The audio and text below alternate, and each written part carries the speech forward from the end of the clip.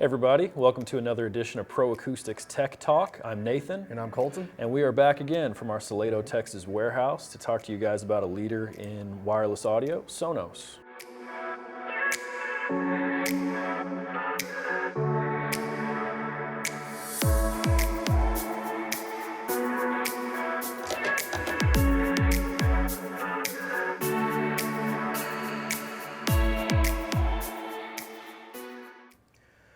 All right, Nathan. So we have a lot of Sonos stuff in front of me here.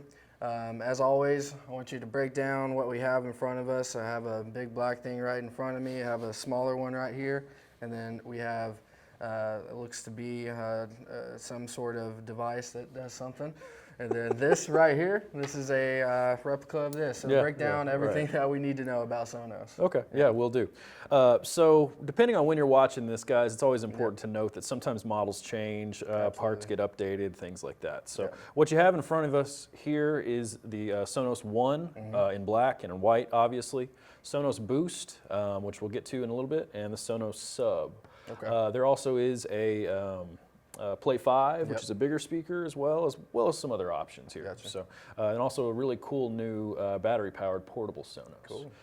What makes Sonos unique, though, is that they were kind of one of the pioneers and one of the most important brands in wireless audio transmission. Yes. So basically, if you guys think back to what we've talked about with Bluetooth in the past, you always have a certain limitation of how far you can stream with Bluetooth.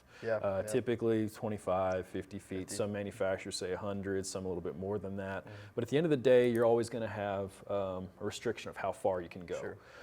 So Sonos kind of improves upon that. Rather than just Bluetooth streaming from my personal device to the speaker, it actually piggybacks off of the Wi-Fi. Okay. So the audio or the data is streamed wirelessly through your Wi-Fi to the speaker, and the speaker is then plugged into the wall or into an electrical outlet with your power cable or battery in the case of the portable speaker. And then from there, it converts that data in its own internal amplifier into electrical signal, and then from there pumps out audio. Sounds great. All the individual speakers, Play Ones are fantastic, or Ones are fantastic. I do have Play Ones at home, so forgive me if I cross my wires on that at all. But it's very simple. No wires, actually. Yeah, on any of these. or cross my wireless. Yeah, wireless. There you go. So it's very, very simple. Basically, when you get a new Sonos device, you go onto your computer, your personal device, your tablet, your whatever. You download the app or go to their website. Simple. Create an account. You follow some simple instructions, basically push and hold this button, that kind of thing, and then you create an account for yourself, and then you register your device, give it a name, tell it where it is. You know, I've got one for my back porch, for my patio speakers. I've got one for the kitchen, one for the bedroom, and you name it individually, and they all pop up in the Sonos app on your personal device. From there, you go through and register your favorite music sources that you're going to be using. You know, if you have streaming accounts like Spotify, Pandora, Amazon Music, Beats Music, iHeart, all the heavy hitters, they're all supported there. Sonos is adding more and more of these types of products daily that you can use to stream. And then from there, from your personal device, you basically search whatever song you want to hear inside of that platform from within the Sonos app, and then play your song. You know, Coltin can jam his Lady Gaga or whatever he wants to listen to, and then you get to select which individual speaker it's playing from. So yes, you could have you know, whatever music you want to hear in the kitchen on this speaker playing you know, Sesame Street or Moana or something like that for one of our little girls. And then also have the subwoofer paired with any of these individual speakers also. There's also a sound bar, so you can use it for reinforcing television, you know. And then also, like in my case, if I got Wheel of Fortune on in the living room but my wife's cooking dinner or I'm cooking dinner, we can reinforce that through this speaker as well. Good. All of that depends on, once again, Wi-Fi. It's important to have strong, robust Wi-Fi, whether you're doing it in home, as was originally designed, or if you're using it in a commercial application. So, you know, you can do a wireless system inside of a restaurant or Yeah. retail space, anything like that, with a handful of these speakers and add the sub as well. But you're going to need robust Wi-Fi. Robust Wi-Fi, that's the key there. If you don't have robust Wi-Fi, they do have their Boost, Okay. which rather than just simply piggybacking off of your existing Wi-Fi, Sure. it actually kind of creates its own network to where it can reach beyond.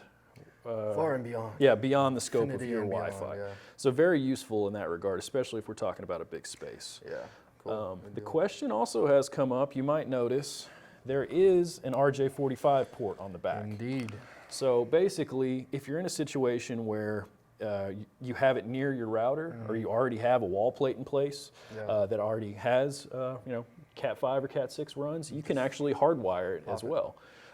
So that's very, very simple, because if you're going to put a speaker right next to your router, Yeah. just plug it in. Just Don't plug worry it about in, the yeah. Wi-Fi. Yeah, that'd be the best signal. And then Sonos in the app has a number of helpful troubleshooting steps that you can follow that walk you through, hey, this speaker's not working, is it flashing orange, is it flashing yellow, Yeah. and they can walk you through how to make it all work. Yeah. So those are the Sonos speakers. There also is something called the Sonos port. Also, there used to be something called a Sonos Connect. Okay. Those are, and then there's also an amp. There used to be a Connect Connect amp. amp. Now there's an amp now. Gotcha. Basically, that allows you to connect the Sonos technology either to other speakers using the Sonos amp, or to actually connect the port to any other mixer amplifier you might have. So, as we've shown you guys before in the past, sometimes we're doing gymnasium sound systems, sometimes we're doing distributed audio restaurant sound systems that might have 20 or 30 speakers in it. Yeah. That's going to be tough to sync up with a Sonos system, but say you want to use Sonos instead of using Bluetooth. Yeah, so now we can add the port, which has RCA outputs on the back, come out of those RCA outputs, just like an input into your 70-volt mixer amp or other mixer, and then be able to stream wirelessly and enjoy all the benefits of the Sonos systems in a commercial application. So definitely reach out if we can help you guys with any Sonos packages. Price points kind of, you know, as with everything, do vary. You know, you've got your entry-level speakers, 150 to 199-ish, and then on up to the bigger boys that are going to have a little bit higher price point. But great quality, black and white in a lot of models. And if we can help with anything, certainly reach out to us. You can reach us on the 800 number, 888-256-4112. Check out the URL on the website, www.proacousticsusa.com. Once again, I am Nathan, And I'm Colton. and if we can help, guys, let us know.